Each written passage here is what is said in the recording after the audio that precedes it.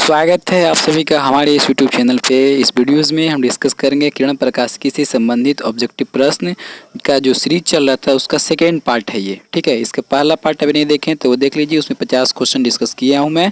और यह जो है 300 का क्वेश्चन का टारगेट है कि ये किरण प्रकाशिकी से 300 क्वेश्चन करना है, तो ये सेकेंड उसका पार्ट्स है।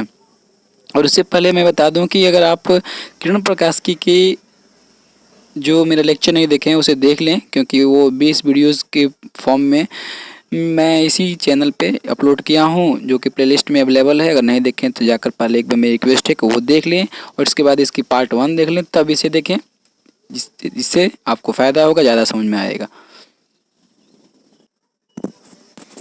तो शुरू करते हैं यहाँ पे क्वेश्चन नंबर 51 से। ठीक है, क्योंकि 50 क्वेश्चन तक इससे पहले वाले वीडियोस में मैं करा चुका हूं, उसको देख लीजिएगा। तो क्वेश्चन नंबर 51 देखते हैं। यदि एक उत्तल लेंस की वक्रता त्रिज्या 30 है और 45 है, ठीक है, तो उसकी पदार्थ के अपवर्तनांक 3.2 है, पानी में अपवर्तनांक कितना है, तो लेंस की फोकस दूरी वायु की अपेक्षा होगी। तो स्टार्ट करते हैं। और ये पहला ही क्वेश्चन को मैं नहीं बताने वाला हूँ। क्यों नहीं बताने वाला हूँ? क्योंकि ऐसा 4-5 क्वेश्चन मैं करवा चुका हूँ, उसी के आधार पर इसको भी आप उम्मीद है कि आपसे हो जाएगा, कर लीजिएगा। लेकिन फिर भी मैं थोड़ा सा हिंट दे देता हूँ। फार्मूला जो है वो बस वही फार्मूला यूज़ करना। लेंस निर्मात्री सूत्र का फार्मूला जो होता है n-1 into 1/में r1 minus 1/में r2। और r1 r2 में r2 जो है पॉजिटिव होगा क्योंकि उत्तल लेंस है। ठीक है, और n अपवर्तनांक है। ठीक है, बाकी गुणा भाग आप खुद से कर लीजिएगा। वैसे मैं इसका आंसर बता दे रहा हूँ कि इसका आंसर जो है वो मुझे लगता है कि 4 गुना आना चाहिए। तो एक बार देख लीजिएगा और बनाकर कमेंट बॉक्स में अगर आता है तो ज़रूर बताइएगा। दूसरा क्वेश्चन जो है वो लेंस की शक्ति बताइए। तो लेंस की शक्ति जो है वो क्या होता है, तो डायप्टर होता है और या मीटर इन्वर्स होता है। तो ये भी हो गया। चलिए 53 देखते हैं। 10 सेंटीमीटर फोकस दूरी वाले उत्तल लेंस की क्षमता क्या होगी? तो क्षमता पूछ रहा है कि क्या होगी।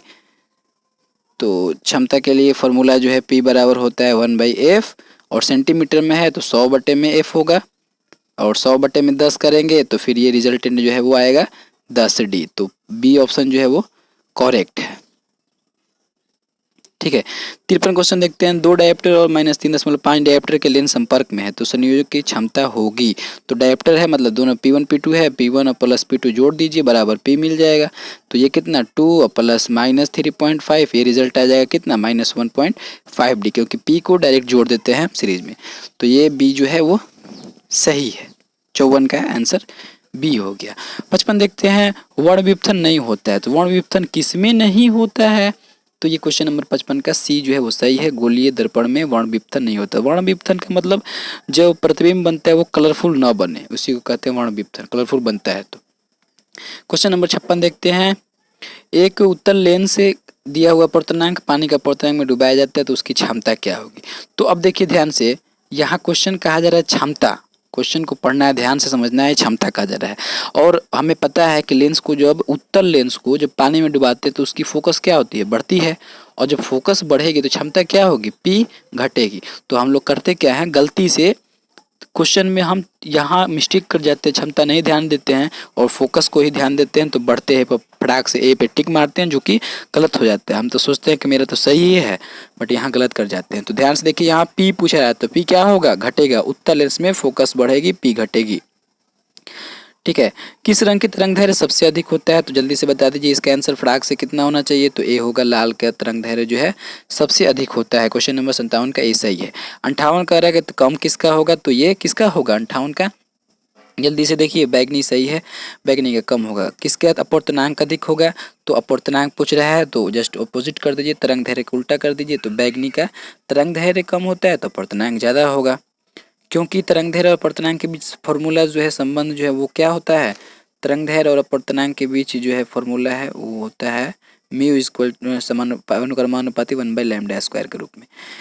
प्रिज्म से निर्गत कोण के विचलन होगा, ये देखिए ना, ये स्क्रॉलिंग कर रहा है, निर्गत कोण का विचलन होगा। और ये फार्मूला है, फार्मूला में बताया था। और फार्मूला किस रूप से आपको याद कराया था? तो ऐसे बोला था कि बस आपको कह देना है कि ए डेल टू ई आई के बराबर वाला। तो ए डेल टू ई आई के बराबर वाला मतलब ए प्लस डेल बराबर ई आई, ए डेल टू ई आई के बराबर वाला, इस तरह से। तो यहाँ देख लीजिए, तो डेल बराबर क्या हो जाएगा, ई प्लस आई माइनस ए।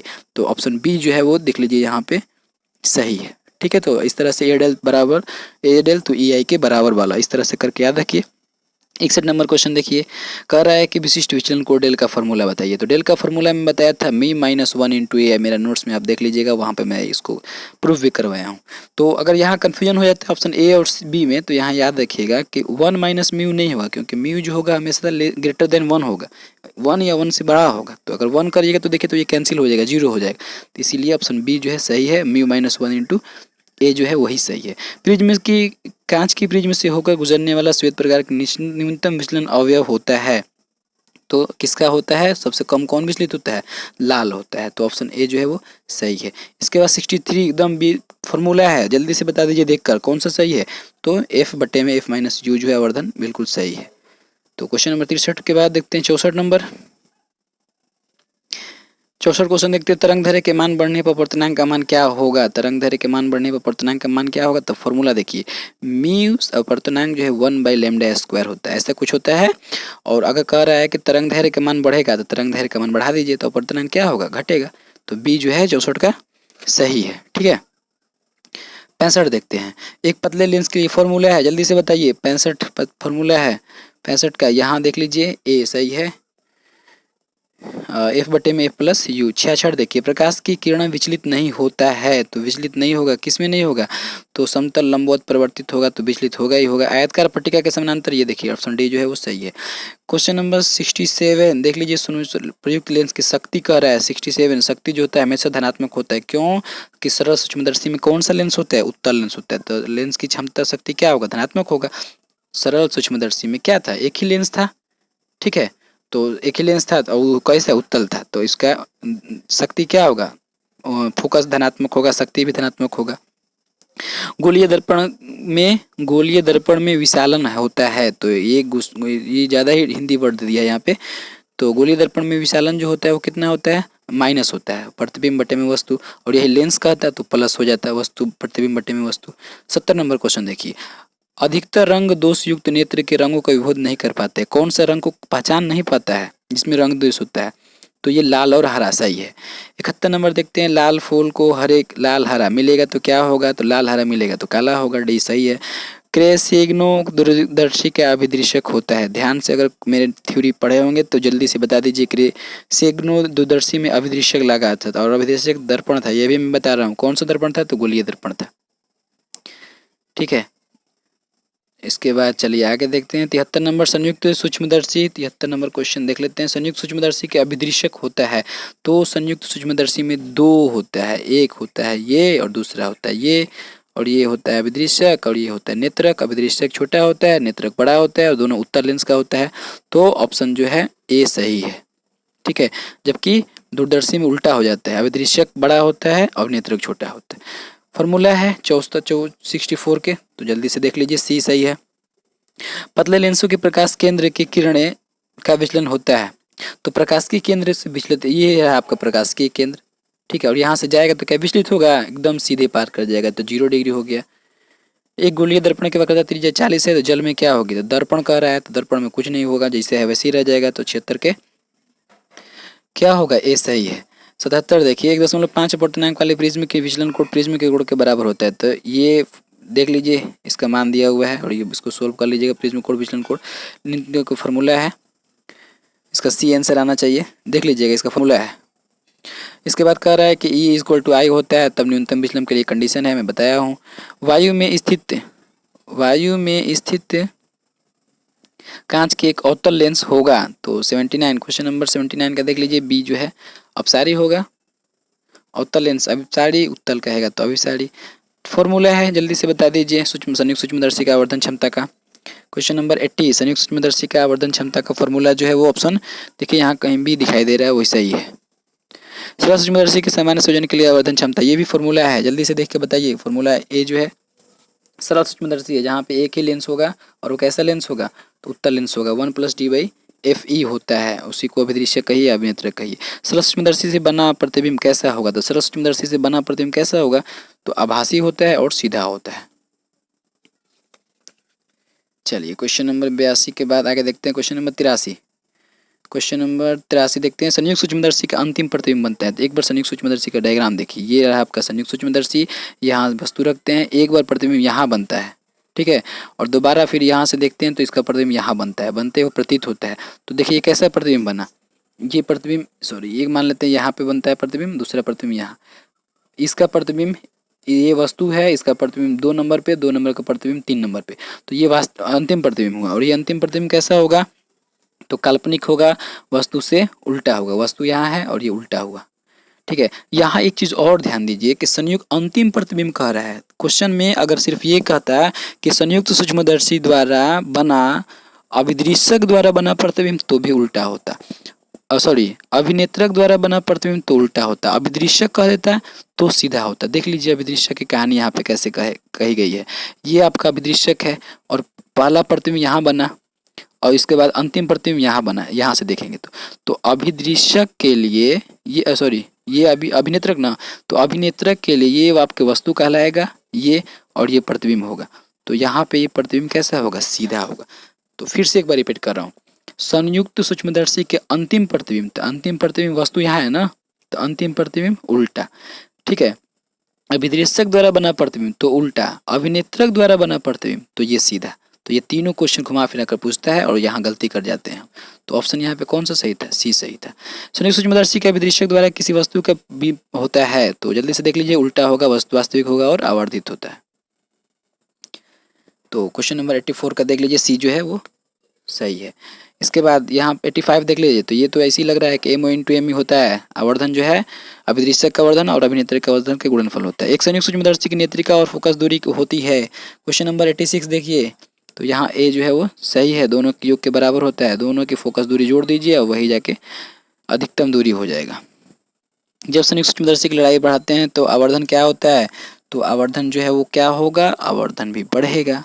क्यों बढ़ेगा, क्योंकि फॉर्मूला होता है वो कितना होता है, एम बराबर होता है एल बटे में एफ ओ और इनटू 1 प्लस डी बटे में एफ ई, कुछ इस प्रकार से ये फॉर्मूला होता है। तो एल को बढ़ाइएगा अगर तो आवर्धन भी क्या होगा, बढ़ेगा ही बढ़ेगा।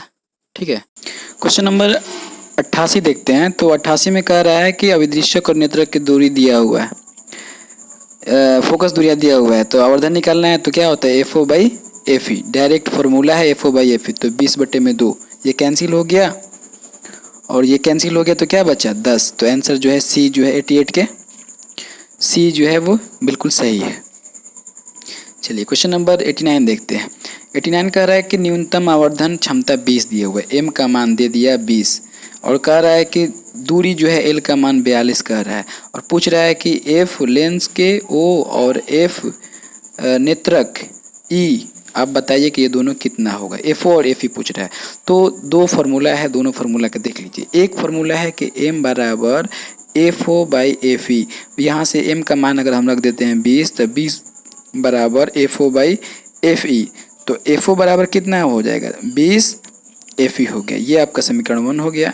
दूसरा देखते हैं कि एल बराबर F O plus F E होता है, एल का मान दिया हुआ है 42 बराबर एफ ओ का मान रख देते हैं कि 20 F E plus F E, तो यहाँ से 42 बराबर 21 एफ ई, तो एफ ई बराबर कितना हो गया, ये कैंसिल हो जाएगा, 21 दूनी 42 2 हो गया और 1 2 हो गया। तो समीकरण 1 में अगर एफ ई का मान हम अगर रख दें तो 2 दूनी 4 20 दूनी के 40, तो एफ ई 40 40 और 2 हो गया, तो आंसर जो है वो 20 सही है। ठीक है। एक दूरबीन के अभिदृश्यक की फोकस दूरी इतना है, कितनी 20 गुना आवर्धन करना है, तो 20 गुना कब होगा, तो 20 3 60 3 रहेगा तब होगा।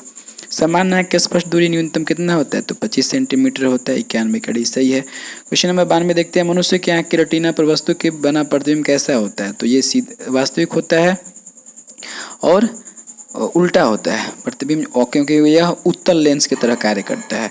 आंख का वह गुण जो भिन्न भिन्न दूरी पर वस्तुओं को फोकस की मदद करता है समंजन क्षमता कहलाता है। निकट दृष्टि दोष वाले आंख साफ साफ देख सकती है, तो निकट की वस्तु को, यहाँ देखिए निकट दोष नहीं देखना है। ठीक है। यह जो है फोकस से संबंधित है और इसे मैं क्लियर किया कर चुका हूँ थ्योरी में। तो निकट दृष्टि दोष जो है वो निकट वस्तु को साफ देखेगा, न कि उसमें दोष होगा।